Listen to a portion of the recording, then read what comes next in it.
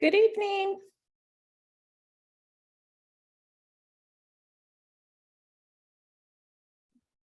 Hello.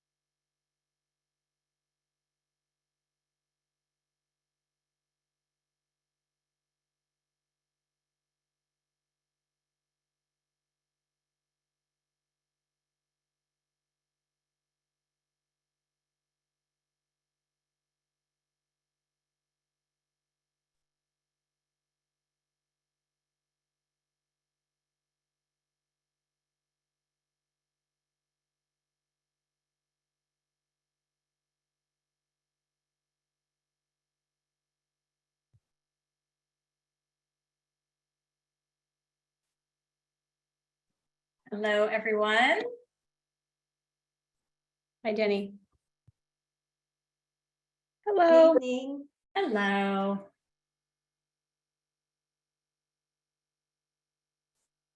For whatever reason, the clock on my computer is about 90 seconds behind real time, or at least I consider Apple time to be real time. So I'm sort of going to be constantly glancing down here at my phone to try to keep us on track. Hope everyone had a good winter break.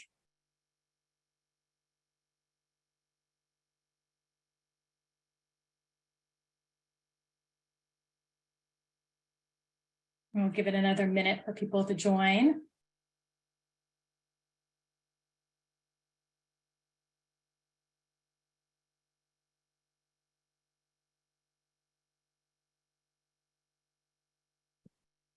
And as people are signing on, I want to remind everyone, please write your name and either your position or the group you represent in the chat for our attendance purposes. And I think everyone got the little notification when you signed on, but a reminder that this meeting is being recorded. And welcome to ACTL 2023. I'm going to just sort of reintroduce myself. I'm Jenny Rowan Rizzo, and I'm really excited to be stepping into Bethany's role as the chair of ACTL now that she has moved on up to the school board. I have an 8th grader at Gunston, and I have a junior at Wakefield. This is my 3rd year with ACTL, and I've held various other volunteer roles with the PTAs at my kids' school, also on the distance learning task force that APS held in the first year of COVID, and the immersion revisioning task force last school year. My early career was teaching math at the secondary level in the US and also teaching English abroad in mainland China. And currently, professionally, I work in nonprofit development and fundraising. So I'm really excited to be working with you all in this new role. And I would really like to introduce Heidi Gibson, who is stepping into the role of vice chair for ACTL. Heidi, do you want to unmute and introduce yourself? Sure, it's a pleasure being here and meeting everyone today. Thank you so much. So I have an 8th grader at Dorothy Ham and an 11th grader at Yorktown High School. And in the very, very distant past, I am actually a graduate of APS myself. So Taylor, Williamsburg, Yorktown, if you want to go back into ancient history. So I served on ACTL for a number of years. I was on the Social Studies Advisory Committee for about 5 years, was chair or co-chair for several of those years, also served on the overall what used to be ACI, now is ACTL committee, and kind of rotated off right at the beginning of the pandemic. So it's really great to come back and be part of this group. I love ACTL and what it represents. I love the passion and thoughtfulness that I've always seen from this group. So it's great to be back here together with you. Okay, Jenny. Thanks, Heidi. Little business, we need to approve the minutes from the December meeting. They were included as an attachment on the reminder that I sent out for this meeting. Can I have a motion to approve the December meeting minutes, please? Motion to approve. Thank you. Is there a second? Second. Great, thank you. The December minutes are approved. Again, for anyone who's just signing on, I want to remind you to put your name and the group or position you're representing in the chat for our attendance purposes. And let's see, I want to note who we have here from APS. I see Cristina Diaz-Torres, our school board liaison, is here, and Sarah Putnam from the Office of Academics. And of course, Dr. Amy Jackson is here, who will be our speaker. Thank you. Am I missing anyone at the moment? That's who I said. Oh, Cheryl McCullough is here from the Office of Gifted Services. Thank you for being here. I know Gifted Services Committee is going to present later in the meeting. Okay, so if there's anything else at the moment, I'm going to introduce Dr. Amy Jackson, who's the APS Educational Technology Supervisor, who is here to talk with us about when educational technology is used in the classroom, how is it used to teach our students? And I want to thank everyone who collected questions from your communities in advance of this that we're able to pass along. We have about 15 minutes for Amy to talk, and I'm going to ask if people can refrain from making, other than attendance purposes, but refrain from questions or comments in the chat while Amy is giving her presentation, when we'll follow her presentation with about 15 minutes for Q&A where we can talk with her directly. So with that, Amy, go ahead. Thank you.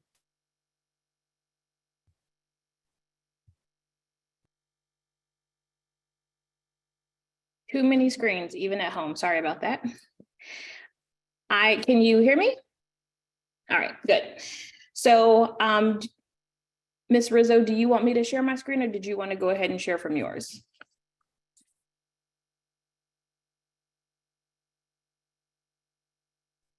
Jenny, I think you're muted. Jenny, you're muted. Yeah. Sorry, you should be able to share. I've made it so that you can share. It's working. Yes.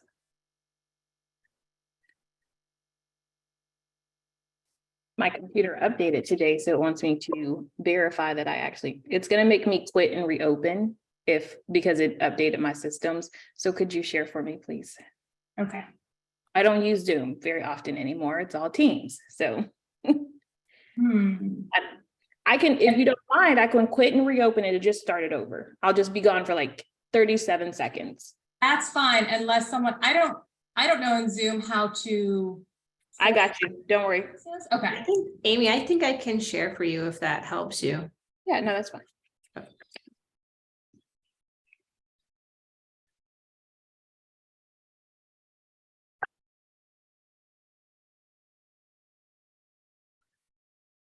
Oh, nope, it did it, Sarah. It let me do it without turning it on. There we go.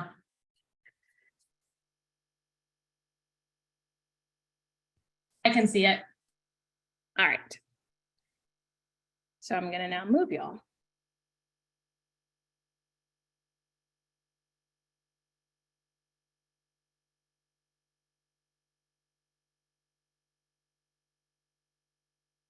Okay. So if you watch the school board meeting, then you have seen the outlay of this presentation. So it is from a different scope, but the same information. One of the things that I have tried to do with the implementation of the Office of Ed Tech, as many of you may know, this is only the second year that APS has had educational technology. We have been one-to-one for a very long time, and we have also had what we consider personalized learning before, which had some ed tech focus. We've had ed tech programs and products in a lot of our content offices, but the Office of Educational Technology was created so that we could really hone in on how technology products impact instruction, meaning the content, the standards of learning, how it pushes students through the profile of a Virginia graduate. If you've watched DDOE over the course of the last couple to 5 years, they've really been pushing what digital technology is and educational technology and how it's integrated into our core curriculums. So this is going to be the more parent and community stakeholder version of the school board meeting, where I'm going to answer some of the questions that you sent beforehand, because those are some of the things that parents really want to hear about. The board presentation was really more like just kind of status things. So I wanted to dig deeper into some of the things that I highlighted during the school board meeting. So the goals of this is just to talk about the goals of the office, what digital pedagogy is and how it impacts our students, and then what digital andragogy is and how it impacts our system and our educators, and then how we look at resources to acquire them and to review them. That is a big chunk of the work that I plan to do with Arlington, making sure that we have products and resources that really benefit our students. So we feel that, and when I say we, I'm talking about all of the ITCs at the schools. We are we consist of the office, and in many of the other content offices, they have specialists to go with the supervisors. With the Office of Ed Tech, there's just me as central office, but the ITCs are my boots on the ground. They are the arms that do the majority of the work with your students and the teachers. So whenever I speak from the voice of us.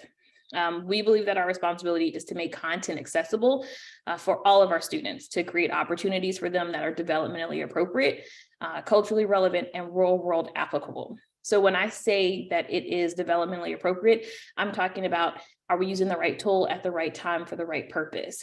Are we making sure that from our youngest students to our adult education students, that we are providing the resources that they need when they need them, and it is what's best for them, and that we're making sure that it's a balance. Educational technology isn't about using tools. It's about figuring out what's best to get this product so that students can present and show that they've mastered a concept, while being able to own those things on their own as well.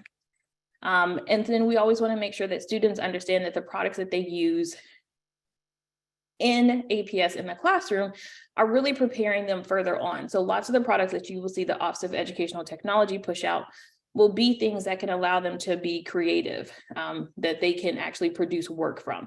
So you'll start to see that we'll actually start teaching students how to use Microsoft Office products. When they get to higher education, many of them will need to learn how to use those products. When they go into the career field, many careers use Microsoft Office. So we want them to understand how to use those tools. Also in showing them how to use things like Nearpod and Adobe Creative Cloud and Canva, things that they can create and design with, things that are actually they would use in a regular job, just like I do when I get ready to do a presentation or get ready to facilitate a workshop. I use things that are going to engage my audience, but also present my information in a way that's feasible and efficient for everybody. So that's what we mean when we talk about it being developmentally appropriate, culturally relevant, and real world applicable.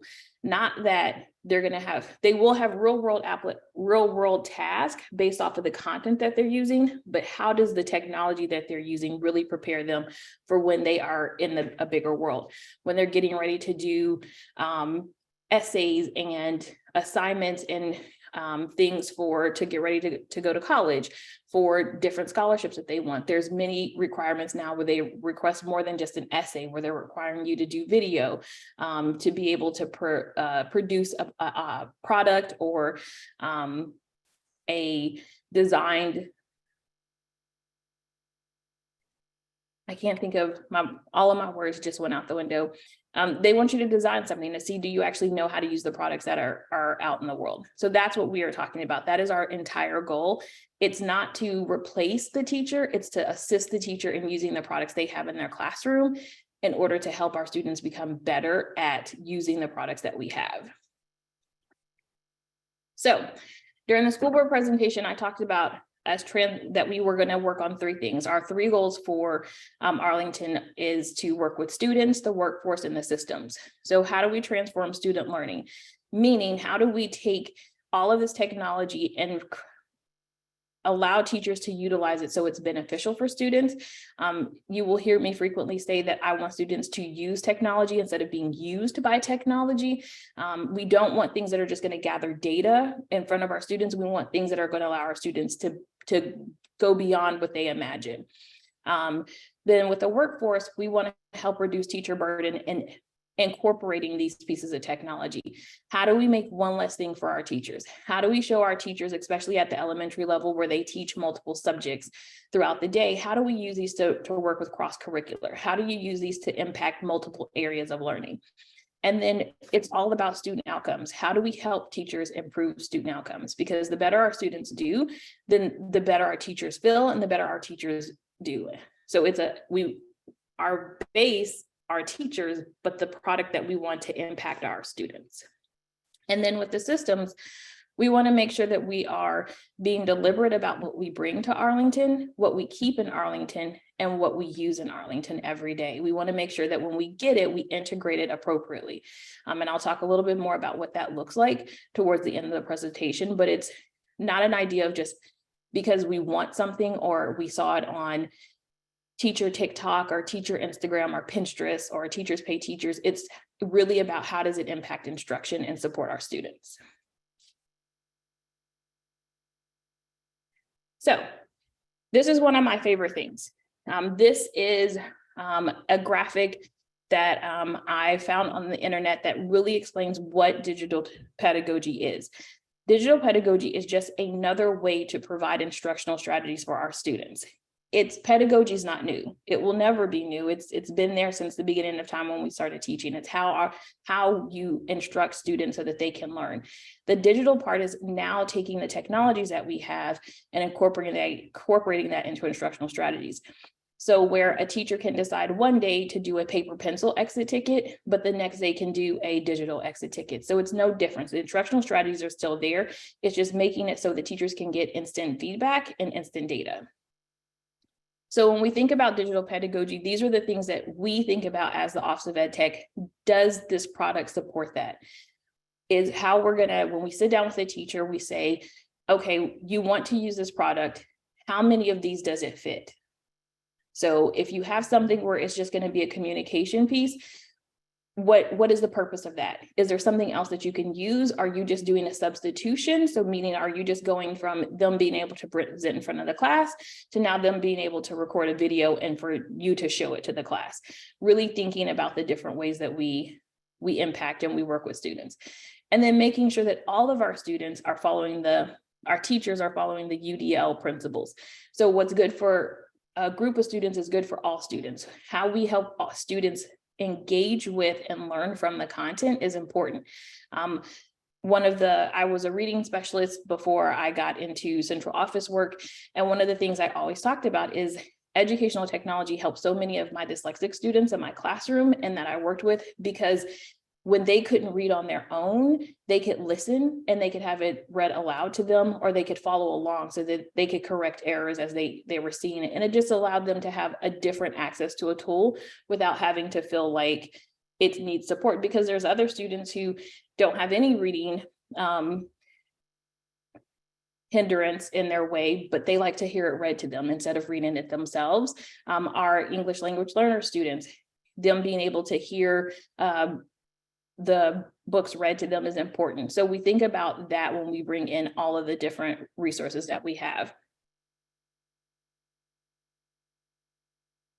So how we work with our teachers to integrate the digital pedagogy. So the profile of a Virginia graduate talks about students being good citizens, collaborators, communicators, creative thinkers, critical thinkers. When we add in digital pedagogy and digital integration, we take that to we're looking at design, we're looking at computational thinking, creative communication, global collaboration. So it's really about how do we show students in a very digital world how to use the products that they have and how to take those principles and really apply them across multiple technologies, across multiple content areas and resources. So we want students to understand that, yes, being a good citizen is absolutely important in both school and in community and in the workforce. How do you do that using technology? There's not a point during the day that I don't use technology at work, because it's either in a meeting, I'm researching something because we have a question. Well, how do we look at this thing? Or, oh, I need to send an email to somebody. So how do I formulate an email that's going to be conducive to what I'm trying to get my point across with? How do I make sure that the things that I am using in my essays is not plagiarism, or it's not, I'm not infringing on copyright laws? So we're teaching them those things because they need to know that. We work a lot in collaboration with our RTGs as well as our librarians to make sure that students understand all aspects of how to take work and make it their own and go be above and beyond just the bare minimum or the standard of the SOL. So some of the things that we have been really honing in for our students is we want to make sure that the learning opportunities transform learning. How do we get our students who have been at home in a very digital world because of the pandemic. How do we bring them back and show them a balance in a hybrid world? Because we work in a hybrid world. We're not always on technology in the workforce. And even in higher education, it's not 100% technology based. You're going to have to read books, you're going to have to read articles, you're going to have to learn how to do all of the things for research on both digital and paper. So we really want to highlight that for them. Like, what does it look like to really use technology and not be used by it? How do we make sure that they understand it's not them just sitting in front of something and clicking away, but it's really about how do I use this tool in order to further my own knowledge and my own mindset? Then we want to make sure that we're building digital agency for our students through digital pedagogy strategies and digital citizenship. We want to make sure that they understand that there are consequences to the actions when they use their tools. So if I'm not using my tool appropriately, if I'm in class and I'm supposed to be listening to instruction, but I have my iPad up or my MacBook open, we talk a lot about closing your laptop just so that you are paying attention to the teacher, flipping your iPad over so that if it's not needed during that time, just like in a meeting, you would pay attention to the speaker, which is the same thing we teach students with reading strategies. When the speaker is speaking, you pay attention, you face forward, you show eye contact, you write notes, and different things of that matter. So we're teaching that with our students. And then ultimately making sure that system-wide, from the moment they get on the bus or they interact with a cross guard to the moment that they leave at the end of the day, and all the adults that they come in contact with, we're helping those adults understand how the pieces of technology in our students' hand empowers them to excel at being a profile of a Virginia graduate. So that means that we work with the transportation office on how to use their iPad. So when students get on the bus and they're using the iPad inappropriately, or they have it out, the bus driver even understands, hey, you know, when you're on the bus, the rules for your iPad are these things, because we want it to stay safe. We don't want it to get lost. We don't want these things to happen. Or when a student doesn't know how to do something and they're on the bus. I had a little boy stop me in the hall. And he said, when I get on the bus, I read a book. And I was like, that is amazing. I love that. And I was like, how do you do it? And he said, well, I don't want to tell you because I'm not supposed to have my book out on the bus or my iPad. And I said, well, you know, I won't tell anybody. Your secret's safe with me. And he says, I have a pair of earphones and I leave my iPad in my backpack and I turn on my overdrive and I listen to my book on tape on the bus. And I was like, I like it. Your iPad is safe. You're engaged in learning. And he was like, I've read so many more books now because I get to listen to it on the bus. So that's really what we want for students. It's not for them to just have this thing that they're playing on, but for them to really and truly use it as a tool for learning. So one of the questions that was asked was about how we are training teachers to use technology in the classroom. We are adopting the technological pedagogical content knowledge framework, which we call TPAC. And it's basically where we look at every opportunity for learning, starting at the planning stage, on how we get this to our students.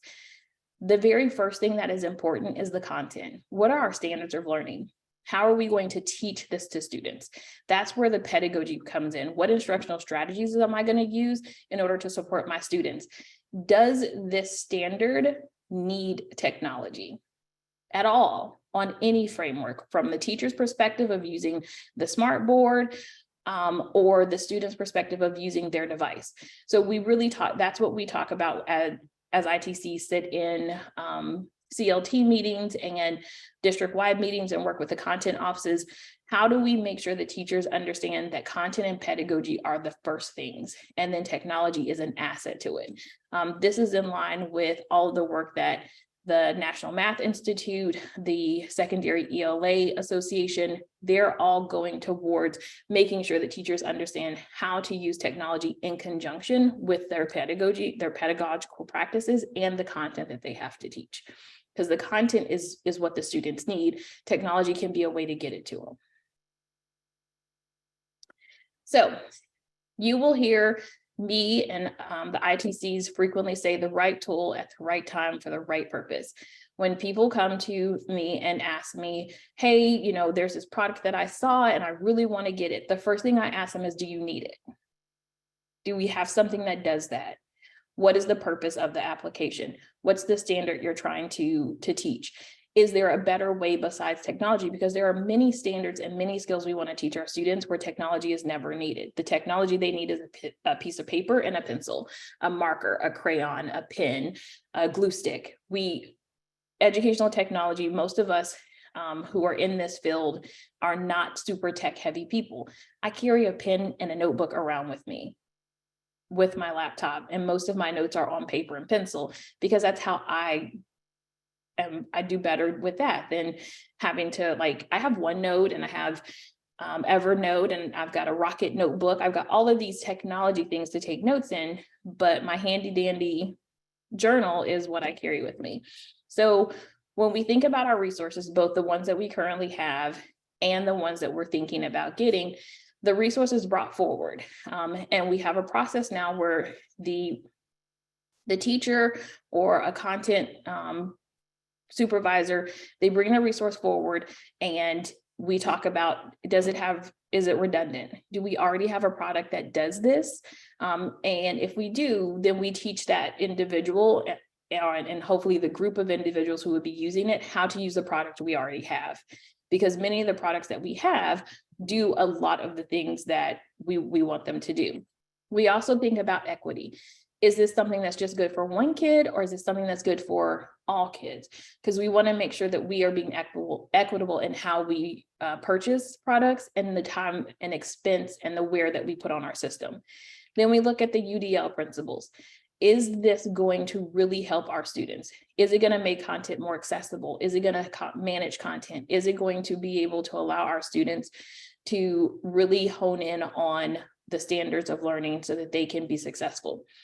And then I asked the question, how many SOLs does this thing that you're bringing forward support? So if there's an application that is just going to work on one item, so like if it's ABCs, oh, okay, so we have many applications right now where students can learn ABCs and we can do many things. So we would direct them to how to use Nearpod or how to use Microsoft PowerPoint or Google Slides, because there's many things we can do that. Lumio, Wixie, we have products that you can create drag and drop features. So it's not like we need that particular thing. And we also want to make sure, like I said before, that our students aren't being used by technology, that they're using it in order to grow from. So many products just don't make the cut if it is something to, I know one of the concerns was, are our kids not learning from people who know them? Is it just sit in front of this application and just click from it? No, we are really moving away from that. We are looking at products that really allow us to check for growth for our students. We are pulling in our vendors and having them have real conversations with us about what kind of data are you collecting? What kind of training are you providing? How do we use the data that you have? When you send us the data, how far can it break down so that we know exactly what we need to do? Does it offer intervention support for our teachers where it's not just this student has been on this product for this many days and they're below level according to us, so here's more time that they need? No, if we know that a student is struggling, we want to know, what does your product do, so teachers can hone in on that and can work with those students in small group and one-on-one sessions so they can support the students' needs. And then we think about the impact on stakeholders. Does the company offer training? How much training do they offer? Are they willing to do an implementation or a rollout plan with us? How much of a change is this product? Are our teachers going to have to learn a totally new product? Or is this something that they already have a good grasp on and we're able to just support them through the small implementation? What kind of data does it gather? Arlington is a big district and many vendors reach out to us to get us to purchase products because they want to be able to say that Arlington Public Schools is using their product. I don't want that. I want a product to actually need for us to use it. I'm not here to make your sales pitch better by you telling another district that we're going to use your product or that we do use your product. So then the impact on instruction. Does this really allow us to make one less thing? Is this something teachers are really going to be able to use that encompasses several other products where they can use this and not have to then use 2 or 3 other things in order to complete their daily instruction. If the resource doesn't meet 90% of the needs, it does not move forward. That is a very tall task. But at this day and age, after the pandemic, many vendors understood nobody wants to buy 1 or 2 or 15 products to do one job. People want your product to work across the board, to be something that is really a tool that can support our students. So there are many things that come through the Office of Ed Tech and Information Services where it just doesn't meet muster. And so it doesn't come out of that process. And we go back to the individuals who requested it and we have conversation about, here's something we have that can do what you need to do. But then also here are some coaches who can help you implement some of the regular instructional strategies into your day that could also support you as well. So it's a way for us to help our coaches, help our teachers as well. And then since I have been with APS, I've had an annual review of resources with every vendor that I purchase under. I want to know, what is our return on investment? This year we had 5 free training sessions. Are you going to continue to give us 5 free training sessions so that we can, on work days, we can help our teachers? We use smart boards, for instance, and Andrew Holt is our customer success manager. He goes into every school in Arlington and does professional development with teachers in the classroom during the school day. He is an former educator. He goes in and he shows them how to use their board for instructional purposes in order to engage their students. Not a sell pitch. It's not a, you should buy this new product. It's literally, here's how you use Lumio and your smart board in order to make your class pop. And so those are the things that we're requesting of vendors. And every year, vendors have to justify why we still need you. Like, what do you do for us that somebody else could not do? And then also making sure that we're paying the best price for it. And looking at, if we have a product that is only being used by a few number of schools, but we're paying for the entire district, is that something we want to keep? Is that something that we need? And if it is, and if it has great impact, why aren't the rest of our teachers using it so our students can benefit from it? So we have those conversations. So those are all of, I've pretty much answered the majority of the questions that you all sent throughout the presentation, but I want to leave you with this. I want you to understand from a parent's perspective. I have 5 children who range in age from 10 to 25. My job in this office is to make sure that I am doing the best for the students of Arlington Public Schools. It is to make sure that our students are being given opportunities to excel beyond measure, to really be able to be the most creative people that they can be with the content. We know that when students are able to really showcase their work, they do better on the assignments. They master the content more effectively because they have ownership in that thing. They're able to show who they are through the products that they give.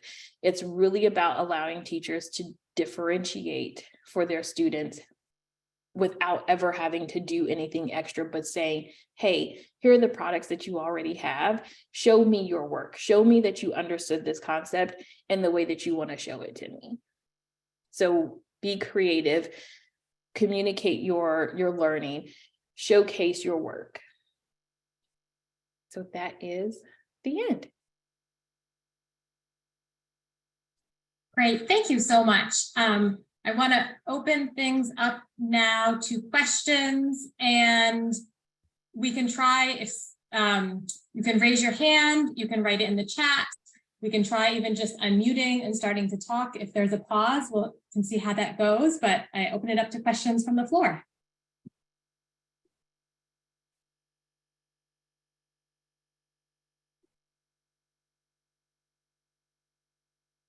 I have a question if nobody has a question yet. So one of the things that when I started in Arlington, I heard about ACTL and I requested an Ed Tech advisory committee. As of now, I have not received any community members or parents who wanted to be involved. And so the application is up on the school board website. So if you're interested in being part of the Ed Tech ACTL, I would love to have you. Great, thank you. And Dana, go ahead and ask your question. Yes, hi. Your presentation was wonderful. Thank you. The first question goes back to an earlier slide that you spoke about, the 3 tiers in which the technology goes through before it gets implemented. And you spoke about the end, which was the digital strategy. And at that point, it just went off to another level. And I was just curious to know what type of deliberation goes on at that other level. And is that with the school board at that point, once the recommendation is made? And that's the first question. And then second, you rose so many good points. And I wish I was a student listening to your presentation. And so the question is, how much of what you presented to us is presented directly to the student body through assemblies or through breakout sessions? I think it's one thing to present it and educate the teachers and the school bus drivers and everybody who's involved in the education. But I think it speaks to another level to get the students to understand what opportunities are being given to them by having it all told to them. Because I think that, like all kids, they take a lot of things for granted until they're really, until they get that perspective of what they're actually being given and how they can utilize the tool and how it's so different from pen and paper and how to take their own education to the next level. So it's like education on the student. So that's the question of how that information is transcended down. Thank you. Thank you for that question. So the school board doesn't necessarily approve the resources that we have. Last year, the school board did request a list of all of the applications, the digital applications that we use from every office. And so it is available to them. It's also available internally on, I actually think it may be on Information Services main website as well, but all of the approved resources that we have and who supports them. We have lots of resources. And so as we look at these, it depends on the content office. So I don't know, no school district I've ever been in have regular educational technology applications been taken to the school board. Now, some major things, like if we changed LMS or things like that, like those things would go, but like us having, Nearpod instead of Edpuzzle, it doesn't go before the school board. Presenting to students this year, we really tried to change what our digital literacy lesson looked like. And so it was really more about teaching students not just how to use how to be a digital citizen, but how to use their device as well. So one of the things that we will start doing next year, because we wanted to just kind of slow roll that information out to them, is we will have parent and student sessions on how to use the products that we have. So like we use Nearpod is one of the products that we use frequently and at every level. We want parents to understand how that looks like. One of the questions that was asked, that was presented, was that a lot of times parents don't know what students are learning. Like when they bring a paper home, you can kind of see that it's, 2-digit by 2-digit addition.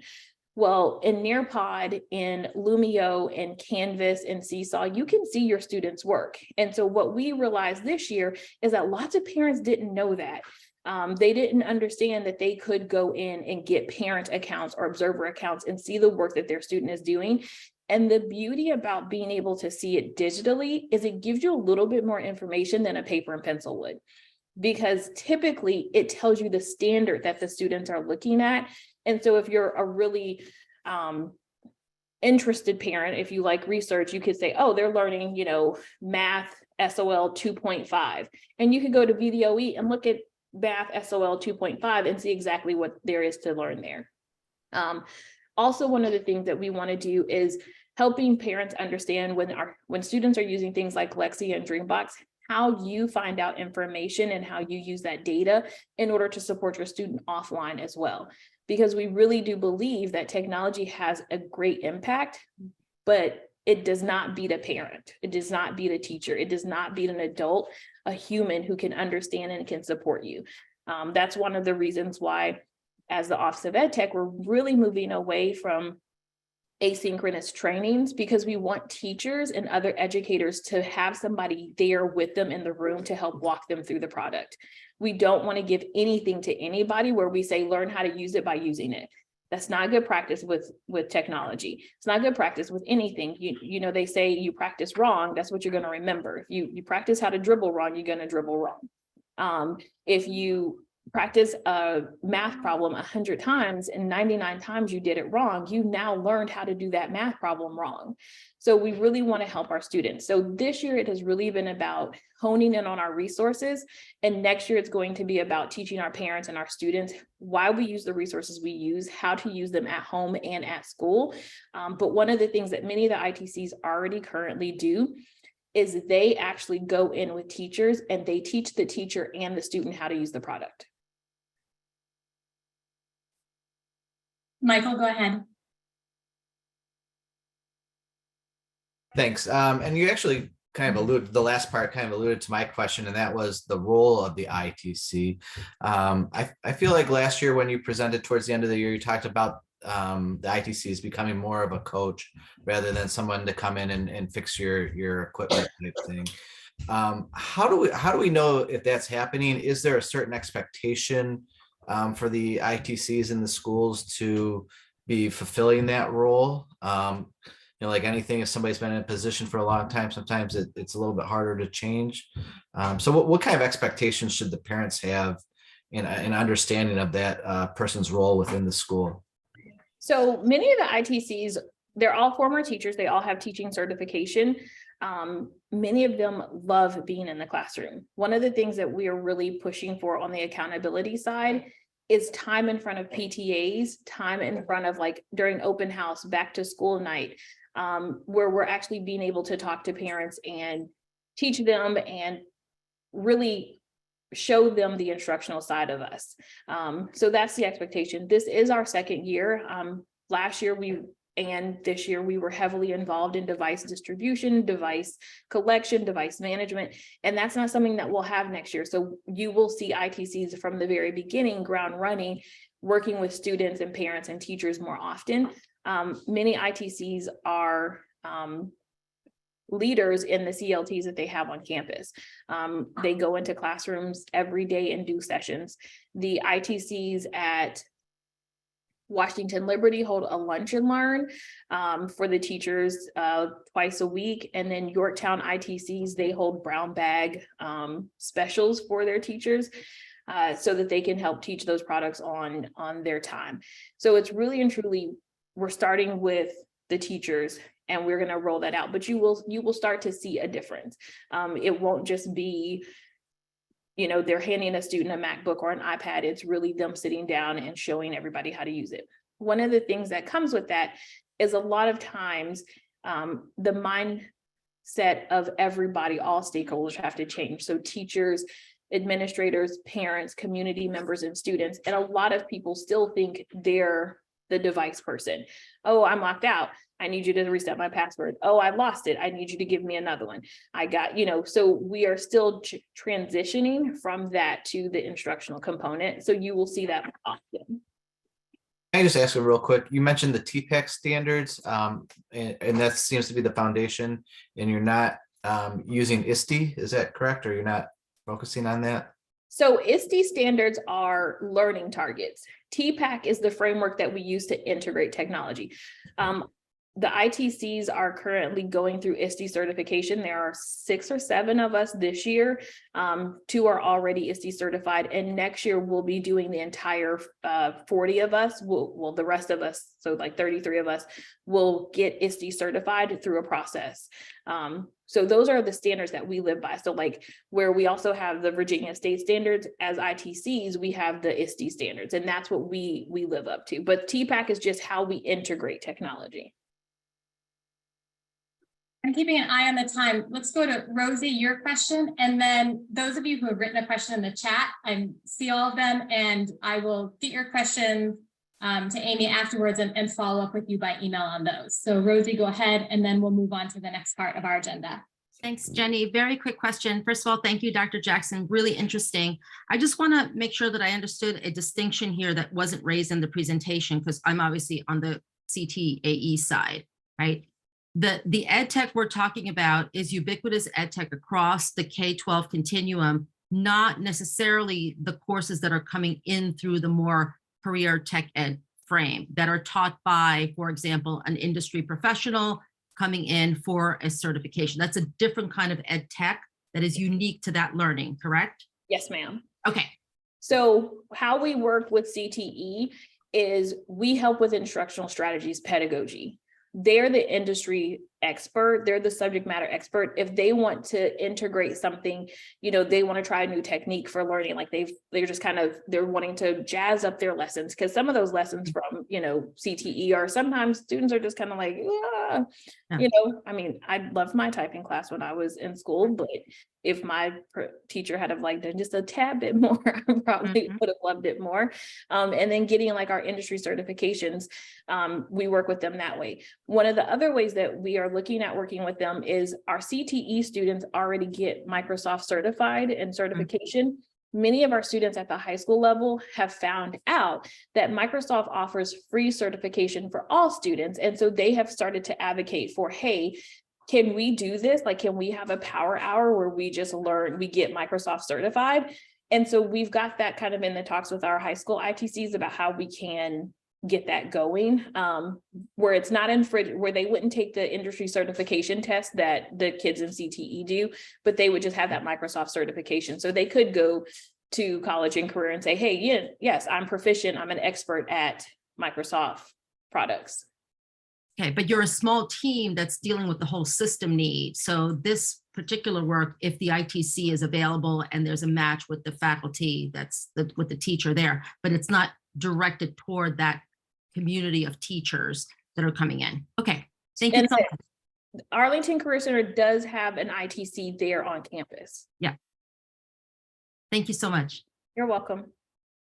Okay, thank you. Thank you so much. That was very helpful. And it's so helpful to really hear the description of how things are changing, the new roles of the ITCs and how your new office and their new roles are really having an impact. So thank you. We really appreciate it.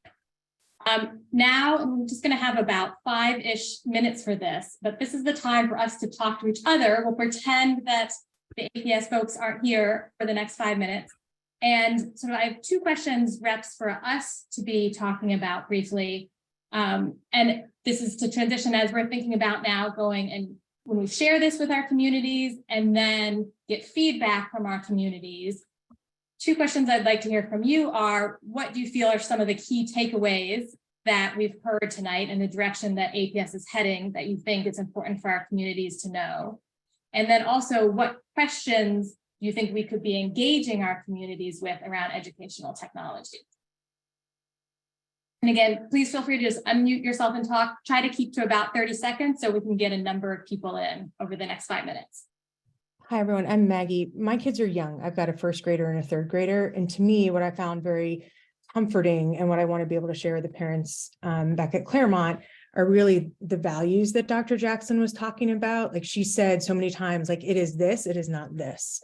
Right. And I think, as a Gen Xer raising kids who are immersed in technology, I do think that there is fear that we have that is perhaps unique in this whole situation. And so I really want to bring back like we don't just give technology to kids and say, like, learn by doing, and we don't just whatever vendor reaches out, because I just think that especially with as well coming off of the pandemic, especially if our kids entered school during the pandemic, which was so tech heavy, I do think there's a lot of sort of stuff that we saw in our heads that was particular to the pandemic that is not necessarily the true reality of sort of where APS is headed. And so I think I just want to take confidence in the values that she shared about what she's trying to accomplish through technology with the young kids.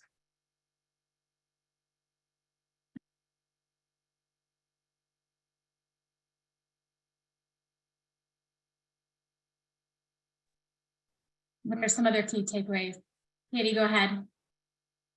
So this is more of a question to engage on. So I thought one of the things that she brought up in her answers about how parents don't realize that you can get access to the data from what your kids are doing on the apps and then use that to support them however you want at home. I think just getting a gauge of whether how many parents realize this and know that, like, are you using this data? Do you know it's available? Do you know how to do that? So just having to then be able to bring back to the district a sense of how big or small that problem is.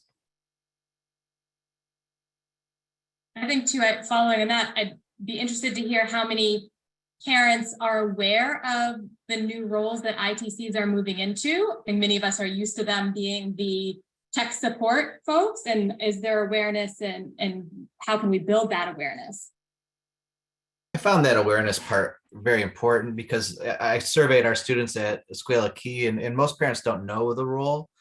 And I don't even know the role of what, what's the philosophy of educational technology at our school. And it's helpful to hear, the district perspective. I'm just curious, like I'm concerned, or it's important to me that that's getting filtered down to our school. So everybody's kind of on an even playing field across the division.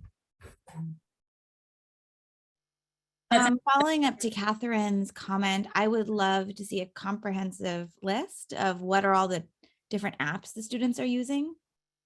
So we can get in and figure out what they're using. Because it seems like every month there's something different.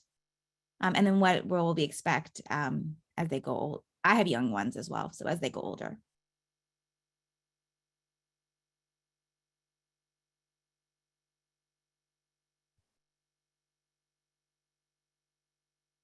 I think following on what Michael said, one of the key takeaways, like you said, the educational philosophy, that was, I think, your first slide, or the last slide pretty much, that it be developmentally appropriate and those components. That's something that we can help share back with our communities. What else? Any other questions? What a final question that you think would be helpful for us to ask our communities that they might want to give feedback on that we can share back with APS? So I have a takeaway and then a question on whether it would be helpful for APS. I don't know if this is something for Dr. Jackson to answer or not. So on the values, I thought it was really useful to know how like technology is screened, that process, all those things they ask about, because you hear about new apps, you hear about new things, and you're like, well, why aren't we doing this? And knowing that there's that structured process, I think could help parents see how deliberate it is, and like the many other things that are going into consideration with new technology.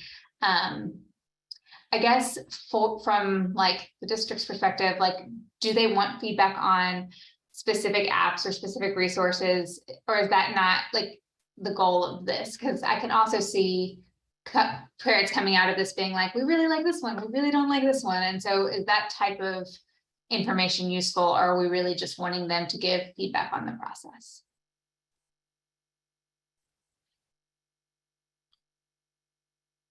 I had one other. Want to respond to that? We can take a minute to do that. Otherwise, we can kind of follow up more over email.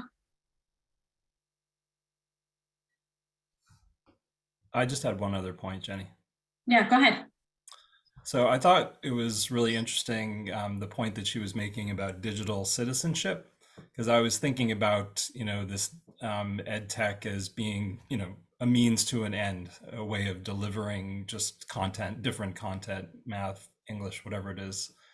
But that focus on digital citizenship, that's kind of a skill set in and of itself. And it has these pieces of efficiency, effectiveness, and ethics.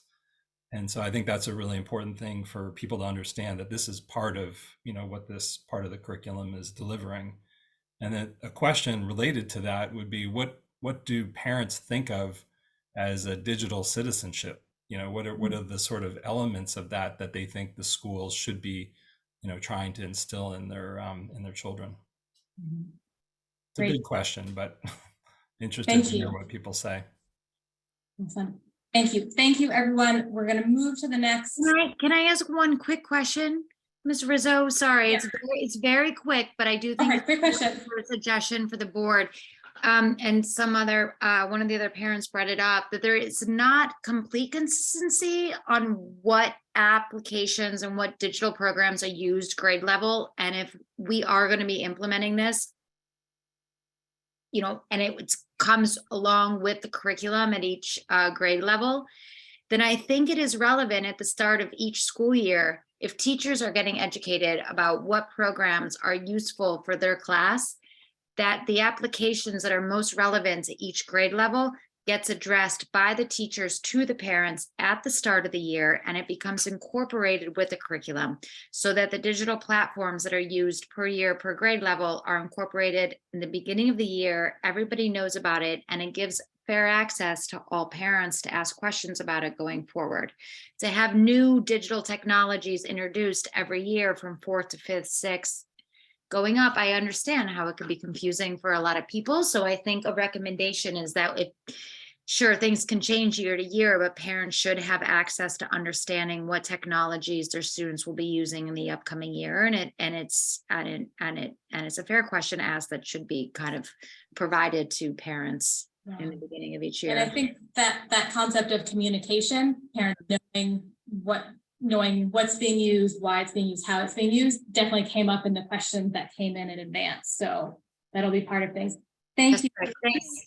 Anyone thinks of afterwards, feel free to email to me. And Dr. Jackson, if you want to stick with us for the rest of the night, you're welcome to, but you're also welcome to go on with your evening. Thank you so much for joining us. Okay, so our next portion is we are going to move on to hearing from some of our subject matter subcommittees. Tonight, we're going to hear from the World Languages Advisory Committee and also Gifted Services Advisory Committee. And really quickly, I want to go over this a little bit for anyone who has forgotten or is new this year. ACTL has 14 subcommittees that focus on specific subjects. Actually, we have 13, and the 14th will be the educational technology one that Dr. Jackson would like to start for anyone who's interested in that. These are all parents and community members, and they each have a staff liaison. And per policy, these subcommittees report up to the school board, make recommendations to the school board through this larger ACTL group. So that's why they are going to, over the next several months, each take a turn presenting to us, presenting to the larger group about their recommendations to the school board, and why it's important for us representing our communities and our groups to engage with them, ask questions, make suggestions, and ultimately think about whether you endorse the recommendations that they are making to the school board. I have a rubric that I've created in a Google form for you to fill out through the form one time for each recommendation. It was in the reminder email before this meeting. I'll send it to you again after the meeting. And I think Heidi, yes, thank you. Heidi has dropped it into the chat here as well. If you have any questions about that form, please email me. And let me just see if I've forgotten anything important I need to say. Nope, I think we're good. First, we will hear from World Languages Advisory Committee, and the chairs of that committee are Paula Cordero and Rachel Berkey. And go ahead. Thank you, Jenny. Yep, and you should be able to share your screen also. Yeah, maybe. Oh, and we also have Chloe here from the World Languages Office. Welcome, thank you for being here.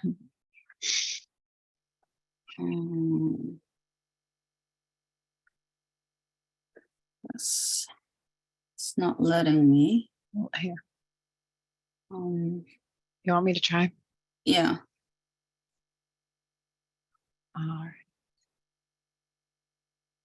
All right. So we are a small committee, although we recently added another member. There you go. So as Rachel said, Rachel and I are co-chairs, and we have Chloe here, our specialist from the World Languages. So I'm gonna tell you about our recommendations and the rationale and budget implications, and Rachel is gonna talk a little bit about the link to the strategic plans. So we're recommending first a new curriculum framework for Latin, Arabic, Chinese, and Japanese languages. And the rationale on that is that the DOE has new standards in the last year for those languages. And so we need to align the curriculum with these new standards of learning. And the budget implications, you can see that $10,210. And basically what the department needs is to have, for the character-based languages, 7 teachers to work 30 hours during the summer to work on that new curriculum framework. And for the classical language, we need they need 3 teachers to work 30 hours during the summer. And basically that will bring us to up to date to the new standards for video E. Yeah, and just for some quick background, world languages at APS are kind of grouped into 3 types of languages. So we have the alphabet languages like French and Spanish and German, and then the character-based languages and the classical languages. So we can't just make one framework for all the languages because the way you learn languages is a little bit different. We also have visual language, sign language, which last year had the new standards added to it. So, and the department has been working on the other languages as well already. And we also are recommending funding for the new Spanish resource adoption. And this is timely because based on the typical 7-year resource cycle, 6 to 7 years usually is what takes the resources to be used in the division, and that the current Spanish resources will expire next year. And of course, there's also that need to align with the new standards. And so there's a need for a one-time investment of $750,000. And even though that seems like a lot of money, we have about 5,000 students that enroll in the Spanish language classes in middle school and high school. And so those are all the classes that go from Spanish for native speakers to just like Spanish and all the other levels. And so that is about $30 per student over the 5-year period. And as I said, it's really important for the resources to be available for next year when the students enroll again.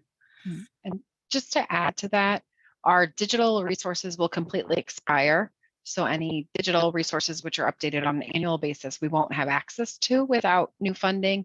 We'll still have classroom sets of textbooks, but you won't be able to have access to it on your iPad or from home from your iPad if we don't have new funding. And then the last one is sort of a recommendation from the previous years. And I want to highlight that the dual language immersion program went through a revisioning process last year, as you might remember. And it was moved, the program has been moved from the World Language Department to the EL department. So it's kind of like a transition stage. So it doesn't have yet kind of like a home to in the ACTL structure. But because of these recommendations were approved and some of them were adopted last year. And one of the big changes is that the program is going to go from 50-50 model to an 80-20 model. So that means that kindergartners and first graders are going to start having 80% of the time in the immersion program in instruction in Spanish. It is really important for some of these recommendations to be bring on the table and still like being funded. And those are the most important one is a Spanish reading specialist for the dual immersion program. And that is based on one base in each of the elementary school that have the program. Is about $96,000 per year. And I know there's a lot on this slide, but I mean, the benefit of studying world languages, like what has really changed as a focus through the new curriculum is that we really want world languages to help people learn culturally relevant concepts. How do you go to a party? How can you interact with somebody through social media in that language? And so that's really something that aligns nicely with APS's student well-being factors as well. You know, we have such a great diverse student body, so let's continue to help our students learn. The other thing is, of course, student success. You know, we're just working more parts of our brains, thinking of new ways to collaborate and communicate and think critically.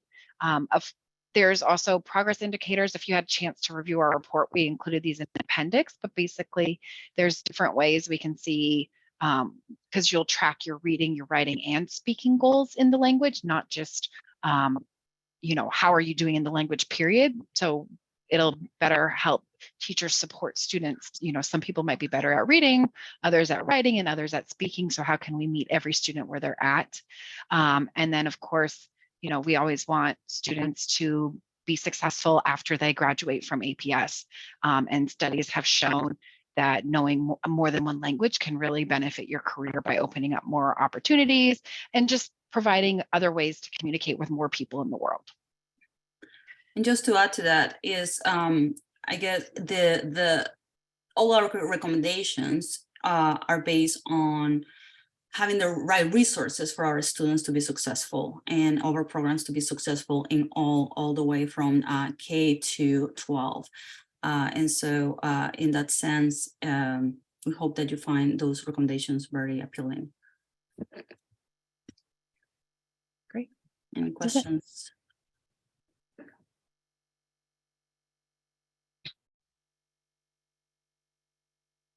Does anyone have any questions for Rachel or Paula, or suggestions? Katie, go ahead. Yeah, so I have two questions. So on the Spanish, getting the new Spanish curriculum, you said it was like a one-time cost of $750K. Does that $750K come every 5 years or every 7 years? So it's going to be a one-time investment right now that lasts about 7 years. So every few years you have to update the curriculum. Okay, and are there options to do it where you update it annually so the cost is spread out, or is it always, it's just the option is like we let it expire or we get a 7-year? Well, usually, so this is based from, and maybe Chloe can elaborate a little bit more, but this is based on several quotes, so from several vendors, and this is the best that they got in terms of not only in dollars amount, but how it aligns with the learning standards that we need. Okay. Typically, an adoption is for a 6 or 7 year period with textbook resources companies. So this would be for books and for access to an online site. Our fear in doing anything that's less is providing, a service to a resource for the teachers 1 year and then not being able to have them do it, then have access to it the following year, and then having to then, figure out where are we going to fill in the gaps, essentially. Okay. But we're wishful thinking that maybe in the future, all resources could be on a 5-year cycle. So that's why we did the math just over the 5 years. Sarah had a question.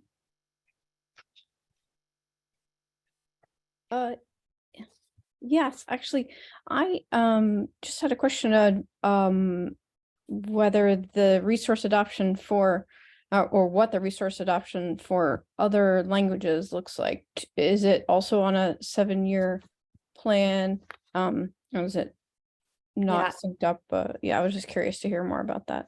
Great question. I can't speak to other content areas, but I know that we just adopted a French resource. So that includes the textbooks and the workbooks and then the super site as well. And that was a 6-year adoption as well. So basically, instead of buying all languages in 1 year, spreading out the budget kind of to Katie's point of different languages for different years. And I want to just look at the chat, 2 things. So the reading specialist is for the immersion program, but the resources for the Spanish resource adoption is across all middle school and high school. So it goes for all classes, introduction to Spanish to AP classes. And so it's not for the immersion program, but for all Spanish classes that are across middle school and high school and all those levels. Rosie, do you still have a question? I had just a really quick question. There was a slide that talked about the model moving from 50-50 to 80-20. Is that for the immersion program? all of the immersion grades in the immersion program? So the model that was adopted is 80-20 for K and first and second. And then third grade will be 70-30. And then fourth and fifth will be 50 and 50. And what are the subjects then that switch? Because when my kids were in immersion, we had specific subjects that were either English or Spanish, and then they flipped in middle Yeah, school. so basically in kinder and first and second, they will have English language of arts in English. And then probably one of the specials where they still trying to figure that out. But social studies is very likely that it's going to be in Spanish. And yeah, like the Awesome. Awesome. That is going to completely change the foundation. That's fantastic. Yeah. Great. The question here in the chat, and Sarah, this might actually be helpful for you to chime in on. It's again this question about resource adoption every several years. The question is, can you explain why the resources change so significantly for languages every 7 years? Do we update materials for other subjects the same way? Yeah, I put one response in there. That cycle is typical and generally is driven by the changes or updates to VDOE standards. So often VDOE will update standards in a content area, and soon after that, new resources basically are submitted to like the state approved list that say, hey, we have this resource that's aligned to your new standards. They often would want to be on that state approved list because then we know we would go and first maybe consider those first because we know that they would be aligned to standards. So that cycle is driven by VDOE. That's that 7-year piece that they often do. So that's often when we will set our contracts as well with companies because we know that the next time around, we would want something that's aligned to the new standards. Also, that was something that came up when we presented to the school board in November. I believe it was Mr. Pretty who asked a question saying, you know, should basically the ACTL subcommittees be coming here asking the school board to fund curriculum, which ideally, you know, this is not the ask that makes sense. So, you know, we want to really drive innovation and all of the other types of pieces, how we can better help students. It doesn't want to be like fund our school, right? Totally. So that was something that came up, and that might be why you're not seeing it in other groups because, you know, it's obviously math and science and reading and things like that are a given. We need those, whereas specials, you know, sometimes have the ability, you know, those are sometimes cut, unfortunately. So that is something that all of the, to Sarah's point, everything's on a 7-year cycle. And you know, my hope is that this is not something next year we have to say, renew this curriculum for this language, but instead we can offer, you know, something a little more innovative next year. There was a question around the teachers for the curriculum development in this recommendation. So we actually did the math based on the teachers. So not so much a lottery, but if the teachers want to participate in the curriculum, we included them in the funding. So there's the character-based languages. We wanted to make sure Arabic, Chinese, and Japanese were all included. So those teachers are all in there. And then same with Latin. Can I add one clarifying thing just to add on to what Rachel was mentioning, that the question that David Pretty had asked as well. So typically we would want to be on that same cycle of standards change, resources change. And you can see Rachel's comment here for the Math Advisory Committee. I would say in the last decade with certain budget times, there was a crunch. And so we didn't adopt new resources for math. We were delayed in adopting new resources for science. So one of our priorities now is really charting out and saying, here's when we know standards are changing. Here's when you will have money to adopt your new resources. So to Rachel's point, we don't have to go through and say, are we going to be funded this year? Like, we just know we will have protected money for when a content area is ready to go through that as well. So that's the plan that we have in place, and it's all driven by when we know standards will be changing. And I guess one point of clarification, we always will have a curriculum, right? We will always have standards. It's just the purchased resource that we might buy to support those standards that we often will need funding for.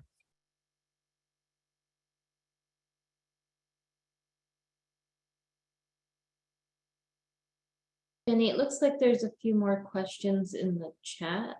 Yes, thank you. There's a question here from Dana. How is French decided upon as a secondary choice when languages like Chinese may be more relevant for not only our community residents, but for future world opportunities? Chloe, maybe from the office, you can talk about this a little bit, or Sarah. Well, we can talk a little bit, I mean, in our discussions in the committee, and basically is the demand, right? Is there a demand for the language? And that's kind of like basically you can offer the class, but depending on the enrollment of the class, then you can offer the class or not. And so on that sense, French, I think, Chloe, I don't know, is more. I think of the languages the character languages listed here, they're all offered at least all 3 comprehensive high schools, if I'm correct. Yeah, there's some discrepancy in what is offered in middle schools. Some of the middle schools haven't adopted a wheel program, so there's not an actual choice to choose a language. And then you have Thomas Jefferson, which is an IB program. So language is a big part of the IB curriculum. And that basically offers every language that APS offers to middle school students. But if you attended a middle school that uses the wheel program, which exposes you to language informally as part of the subjects in the wheel, you wouldn't be able to choose other language. So right now there's no, some of this is limited to where you're zoned in for middle school. So that's something next year we want to talk more about as a committee. For example, I think even some middle schools are not even offering, like, for example, Spanish in the first semester, just because of, they have to decide which one to. So they have the wheel, but not necessarily is offered at the all the time. So Dana asked a follow-up question about how we're gauging interest. I mean, interest is really based on who signs up for the class when they're setting up their schedules. And that's how APS is dictating whether they run a course or not. So if nobody signs up, then that's how interest is deemed. I don't know if that necessarily is always going to get us the true data, but that is how APS decides to run a course. Did enough students sign up to have this course and provide this teacher? And I mean, with world languages, we have teachers driving. A bit more direct. Like, so how can you gauge it if you don't offer it on the curriculum? Like you like, it's not an option right now, so you can't gauge the interest. So French is an option, German might be an option, but you would have to have the intent. APS at the middle school level and the high school level would have to have an interest to teach Chinese in order they are offered at the high school level. Low enrollment. So can we see the data for low enrollments and how many middle schools and high schools Chinese is offered during the summer and spring and fall terms to sign up? Because without that data, you don't know if there's a low interest or not. And it might even be relevant to survey parents outside of school, a year in advance to gauge the interest for the upcoming year to hire instructors. I think it's a very relevant. I've heard this from many. I go to ATS. My kids are in ATS. We have a lot of Mongolian students. We have a large community, and Chinese has been something that has come up from several parents, and I don't see it in the middle school and high school levels. And I think that it's important to get the data. So Chinese 1 is offered at Dorothy Ham, Gunston, HB Woodlawn, Jefferson, Kenmore, and Swanson and Williamsburg. But some of them, only Jefferson starts in 6th grade. The rest all start in 7th grade. I don't want to take time away, but it would be helpful just to see the statistics of the enrollments at all the middle schools and the course offerings for middle school and high school. Just for follow-up. Yeah, we can share. It's something we can totally share. No, the world language committee or department, went through the review process. So there's a report on that, so we can share it with you. Be great, thank you. And I can help get that out. Thank you. And there was a question in the chat from Alice, which, hold on, here we go. Do students who speak a language at home not taught by APS have any support to individually learn more about that language, or Korean, for example? Not to my knowledge, no. Potentially something through Virtual Virginia, but I don't know what languages would be offered through that. Yeah, because it's just, comes down to funding. What's like right now for German, we have a teacher driving from school to school. And so or no, not for German. Okay. So we used to have teachers driving from schools to be able to make this all work because there wasn't enough enrollment. And so, that's kind of figuring out, is that really a great story for a teacher to have to find parking midday, and as she's teaching classes and things like that. So a few things to think about. But yes, next year we hope to not say, here, let's fund our curriculum resources, but let's talk about things. How can we get languages, more accessible to more students, or do we need to review the languages we offer? So that's all things, next year we're hoping to talk more about, especially with, Sarah's help leading resource adoption in the system wide. Sounds good. Thank you so much. Thank you, all three of you, for coming and talking with us. And we are going to shift now to Gifted Services Advisory Committee. Carlisle Levine and Michael Eastman are the co-chairs of the committee, and Cheryl McCullough is the Gifted Services Supervisor in APS. Thank you all for joining us, and go ahead. Thanks a ton. I'm going to start and then I'll pass to Greg. And Cheryl, it's awesome that you are here as well to answer any questions. So I'm Carlisle Levine. Greg and I, as Jenny said, co-chair of the Gifted Services Committee. So our ask this year is better staff Gifted Services Central Office. So as you all probably know, Gifted Services is a push-in model for APS, which means that most teachers in most schools have some advanced learners in their classroom and are differentiating what they're teaching to meet the needs of all the different learning needs in their classroom. They're supported in each school by a resource teacher for the gifted, who's coaching teachers, instructing teachers on how to use materials, et cetera. And then in the central office, the staff is developing materials, working with the program office, with content offices to develop materials that are appropriate for advanced learners from kindergarten to 12th grade on all the different subject areas. They are developing trainings and offering trainings to teachers in how to use these materials. They're coaching the resource teachers for the gifted, and as well as individual teachers in schools. They're running the governor's school program, helping with identification of gifted students, helping to develop the intensified middle school courses that are currently under development. In any case, that is to say, they have a big job. Until recently, there was one person in the central office in charge of all of that, and that's Cheryl, who is online with us today. And it was honestly absolutely impossible. And the school board recognized this, I think it was about 2 years ago. And the school board said, so they would allow Cheryl to have another teacher specialist, a full-time teacher specialist. So Cheryl is a supervisor, and a teacher specialist was added last school year, who's Kat. And then there was supposed to be a second teacher specialist who would be joining Cheryl in the central office to help with this. Unfortunately, due to budget constraints, that position was frozen.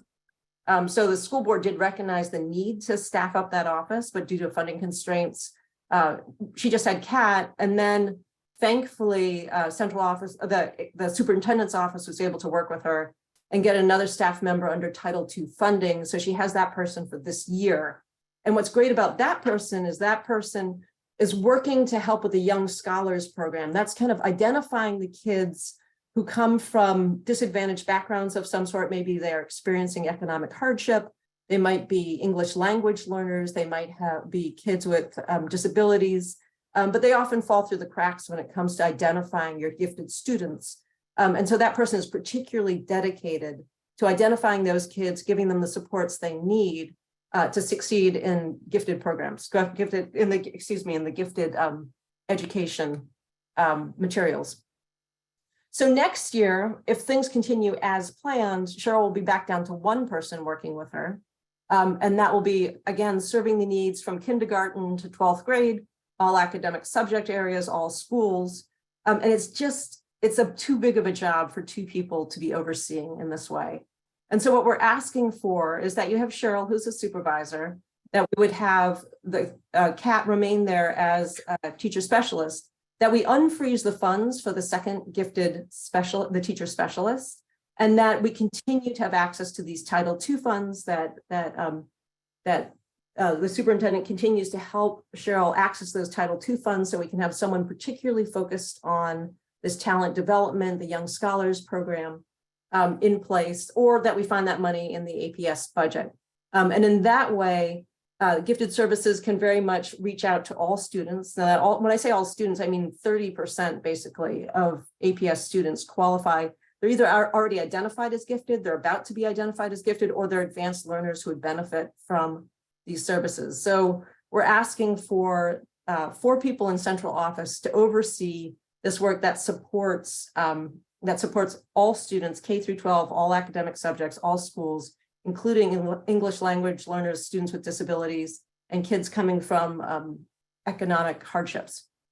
That's our ask. We also have, Greg, I'll turn it over to you because we have something we're also monitoring, which is exceedingly important.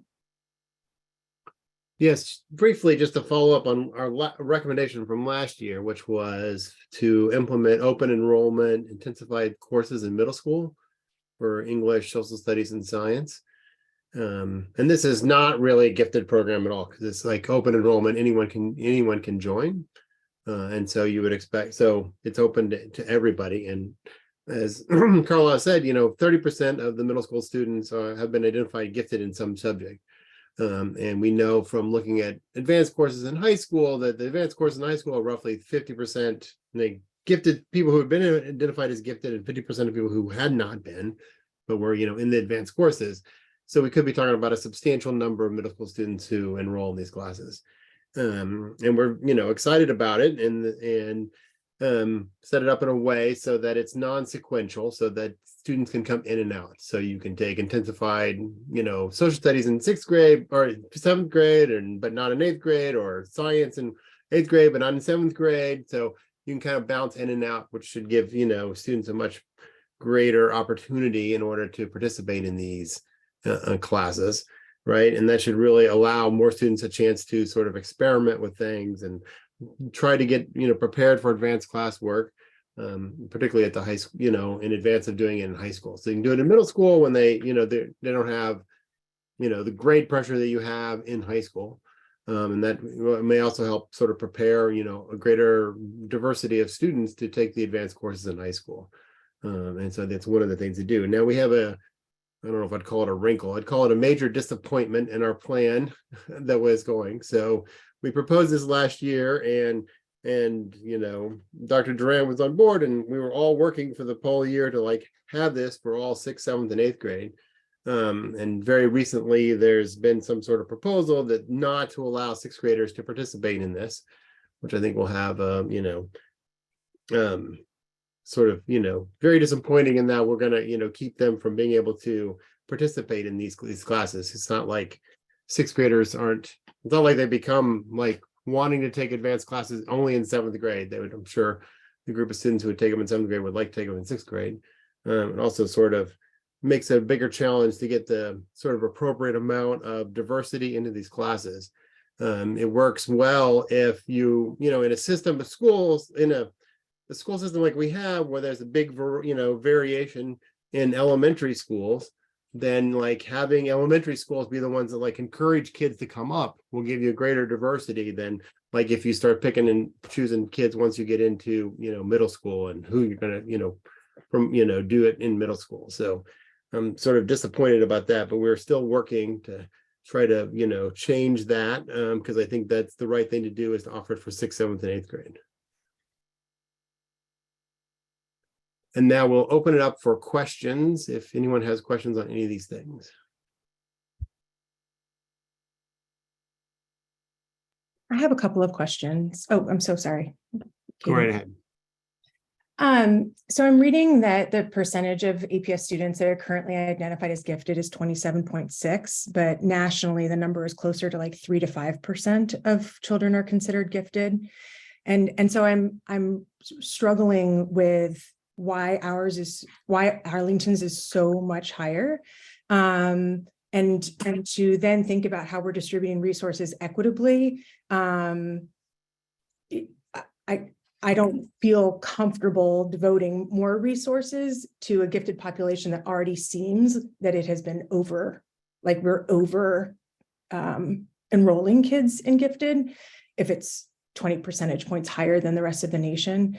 And the second question I have is, what is the rationale of making the second gifted services specialists paid for by local dollars versus the young scholar specialist paid for by Title II dollars that might not last from year to year?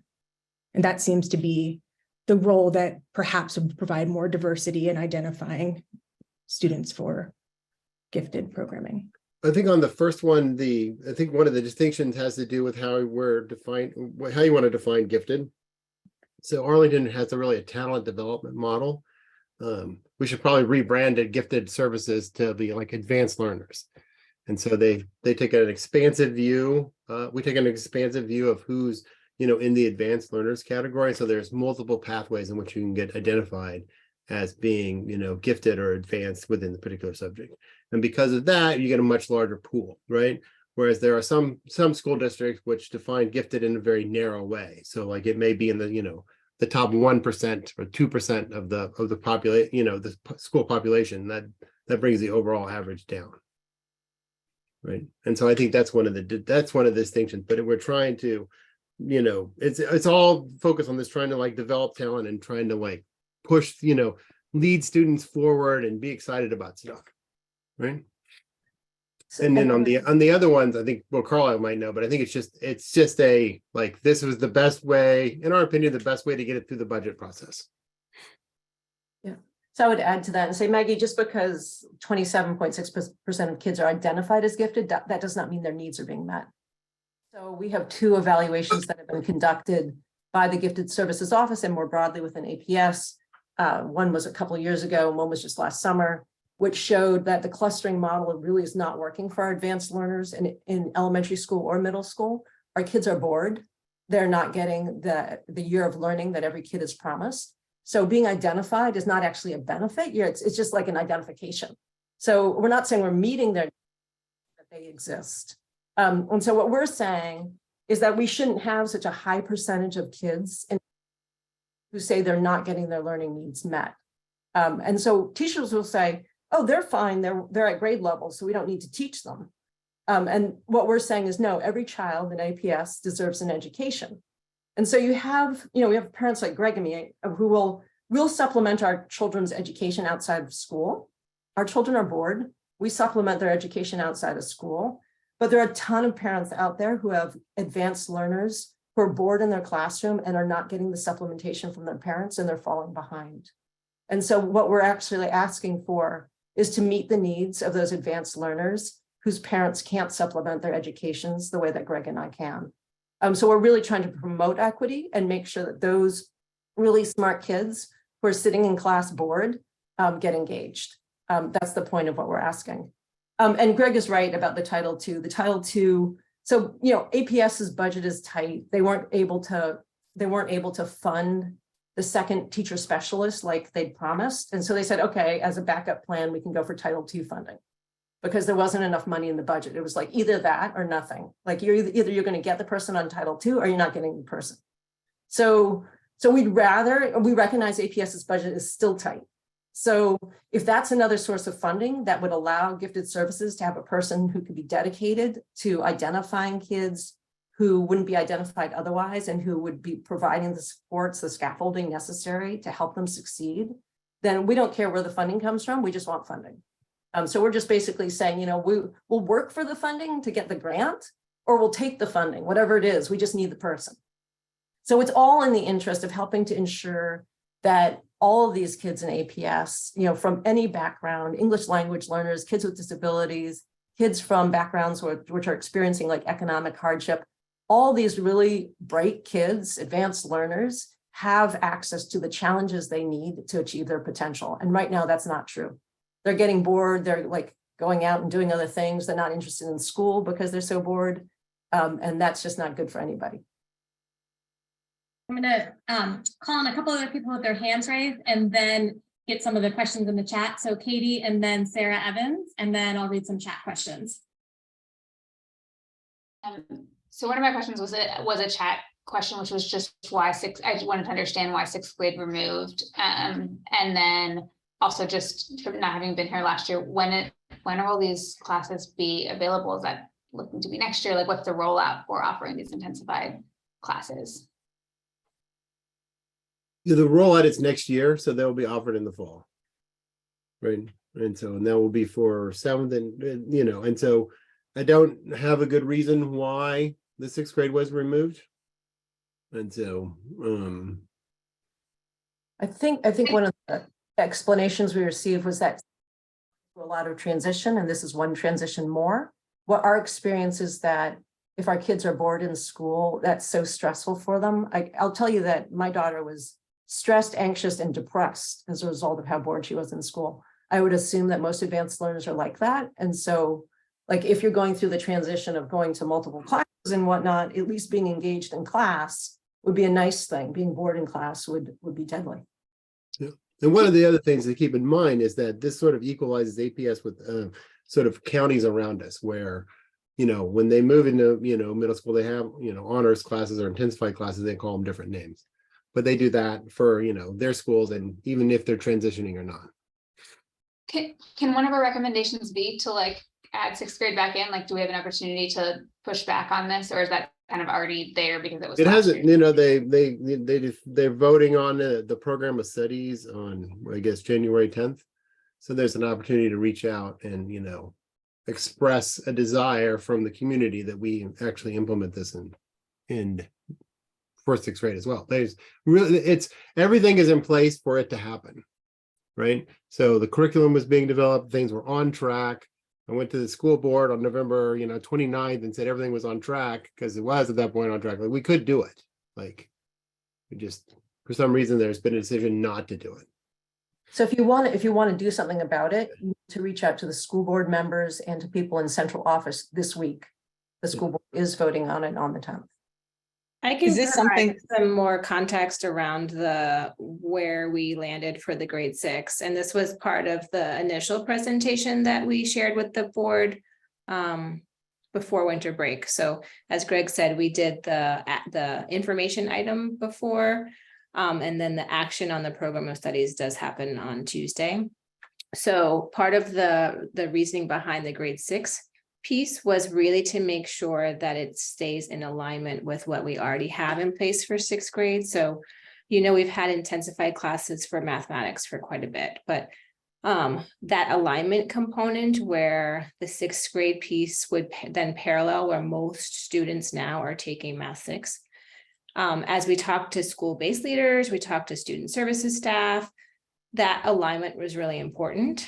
And so when we removed things in the past, like we took out Math 6 intensified several years ago, mainly to say that Math 6, like that solid foundation of Math 6 is really crucial for those pre-algebra concepts. And then since we have that piece removed, we wanted it to be like a consistent grade 6 model. As Greg said, a lot of the work was done. So we have the curriculum development that was happening. We will still have the resources available. And we talked about curriculum and resources earlier in the world languages presentation.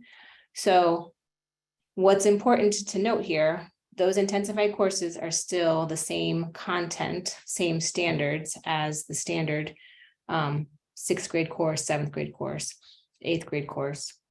It would just then have resources delineated, intentional strategies delineated for the intensified sections, so that then we take students deeper into those grade level standards. The clustering will still also be in place at grade 6. So when we talked about this with the board on December 16th, I think it was, we want to ensure that the 7th and 8th grade edition, that we're doing it the way that we said we would, that it's going to result in enrollment that reflects a lot of our priorities, which is that it is like those classes look like APS classrooms, APS schools. And that if it's truly open enrollment, we should see diverse representation in that class. So I think making sure that we're doing it right in 7th and 8th grade gives us a chance to gain some data from that experience and then see where we go from there.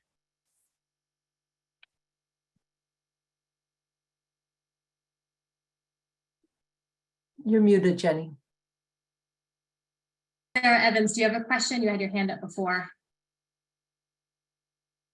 Yeah, actually, I just had the same question about more details on the 6th grade discussion. So that was all really helpful. There's a question in the chat from Sheila. It says, is this something we should publicize to our schools? I'm an elementary rep, so I'm guessing my 5th grade community would want to know. We said yes, and that needs to happen this week because the school board votes on the 10th. Anyone wants to reach out to the school board or leadership about this, you need to do it this week. There's a question from Bruce that Sarah Putnam, I think you really sort of just talked about that right after his question came in, but it was, how does the core knowledge curriculum fit into the recommendations when intensified classes use a separate curriculum? And so core knowledge is just used at the elementary level, so that wouldn't be in play at middle school anyway, but so core knowledge is a resource, not a curriculum. So I'm going to anchor us back to like our curriculum is driven by the standards, right? So we would teach the 7th grade science standards, 7th grade English standards, regardless of whether it was the intensified section or the core offering. And we might have resources that are designed for advanced learners, delineated for the intensified sections, but we're still teaching the same standards.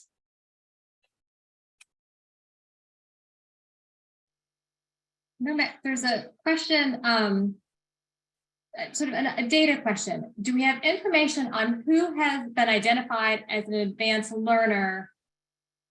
And I think this is sort of by subgroup, like what percentage of economically disadvantaged students, for example, are identified as advanced learners? I know APS has a lot of amazing data on hand. Cheryl, you'd have this data at your fingertips, wouldn't you? No, I don't, excuse me, I've got a cold. We don't have access to economically disadvantaged data. I mean, I have data on students who have been identified maybe as young scholars. So we could make assumptions about that in terms of they're from maybe economically disadvantaged, but that's not the only reason. So, I mean, Sarah, at the upper level, what is the rule in terms of sharing information like that? We could do percentages as long as the N is large enough. Okay. Yeah. I just don't think I have access to that anymore, you know, so. We do, correct me if I'm wrong, I mean, we have data on sort of this question of, do our students who identified as gifted look like APS as a whole? And we know we have a lot of data that shows we have this many percentage of Black and Brown students in APS, but a different percentage are identified as gifted. And so these are some of the ways with, especially with the young scholars, we're looking to get those numbers to be the same. Yeah, and the other the other issue, just to make sure we're all on the same page in terms of talent development, you're going to see larger numbers of identified when you're focusing on talent development for all children. And we also identify children in the area of visual arts and music. And that's why you're going to see some numbers go up. We also, since we have specific academic identification, the numbers are going to be higher than other places that just use general intellectual ability. Because when you use general intellectual ability, you have to be gifted across the board in 4 major contents. So as you can see, when you have talent development and you're offering more of this, your numbers are going to go up. And you really don't need to worry about the numbers. It's really more about looking at, as I think Carlisle, you said it right. It doesn't matter how many kids we have. What we need to look at is, are we meeting their needs? And are we grouping them appropriately so that their teacher is planning for them purposefully on a daily basis when they have a large range of learners in their room? So, really, how do we ensure that children who are ready to go deeper have those opportunities on a regular basis, whether they're gifted or not? And I do love the comment about, why don't we just change the name? And I've been having several years of conversations with my advisory groups about changing the name. I think we're there. We probably are at the point now where we get, so that's pretty exciting. So I'd love to move that forward. I hear what you're saying about, we want to serve all kids, and we know that resources are finite. And so I think to get behind this proposal, what I would want to be able to see is that there are kids who are typically underserved, kids who are economically disadvantaged that are getting these services. And I need to hear more than they're just bored. So you want more about young scholars too. I want, if I had to choose between a reading specialist and a gifted and talented specialist, hands down, I'm choosing the reading specialist. That's an easy choice. I'd rather a kid be literate. Well, it's easy unless you know what the resource teacher does. See, that's what I'm saying. Teacher. That's what I'm saying, though. Yeah, well, we should have coffee. Okay, so I'm going to convince you. In the proposal, it would be helpful to expand upon the comment that the number one myth is that the gifted kids will be okay. Yeah.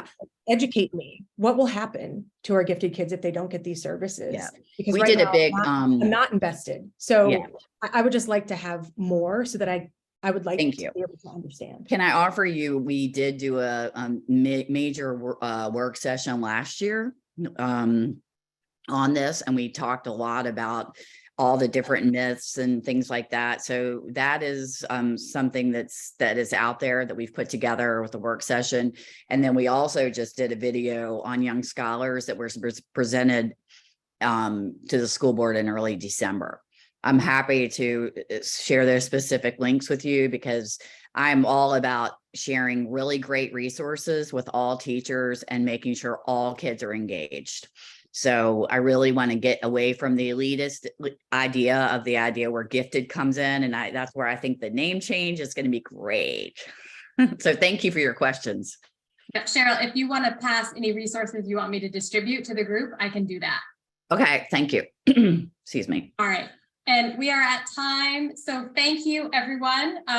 Please follow up with me with any questions or comments. And I hope you have a good January as we're getting back into the swing of things. And we will see you in person in February, on February 1st. So thank you so much.